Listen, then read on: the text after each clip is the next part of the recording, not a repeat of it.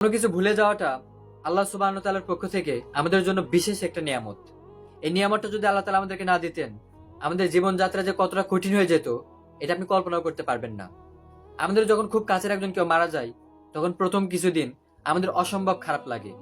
পুরো দুনিয়াটাকে কেমন জানি উল্টাপাল্টা আর বিরক্ত লাগে। কিন্তু ধীরে ধীরে সময় যত গড়ায়, আমাদের সেই খারাপ লাগাটা, সেই ডিপ্রেশন, সেই কষ্টটা থেকে বের হয়ে চলে আসি। সময়ের সাথে সাথে প্রিয় মানুষের স্মৃতিগুলো ধূসর হতে থাকে আমাদের ব্রেইনে। এই ভুলে যাওয়ার ক্ষমতাটুকু যদি আল্লাহ তাআলা আমাদেরকে না দিতেন, কেমন হইতো আমাদের লাইফটা? জাস্ট একবার চিন্তা করুন। মনে করুন আজকে আপনার মা মারা গেছে। আজকে যে কষ্টটা আপনার ফিল হবে, যে কষ্টটা অনুভব হবে, আজ থেকে ঠিক 5 বছর পরেও যদি একই কষ্ট অনুভব হয়, একই কষ্ট ফিল হয়, আপনি কি সাধারণ লাইফ লিড করতে পারবেন? ঠিক একইভাবে ভবিষ্যৎ না জানাটাও আল্লাহ তাআলার পক্ষ থেকে আমাদের জন্য বিশেষ একটা নিয়ামত। কেমন করে? মনে করুন আজকে আপনি কোনোভাবে জানতে পারলেন যে আগামী 1 বছর পর ঠিক এই দিনে আপনি মারা যাবেন।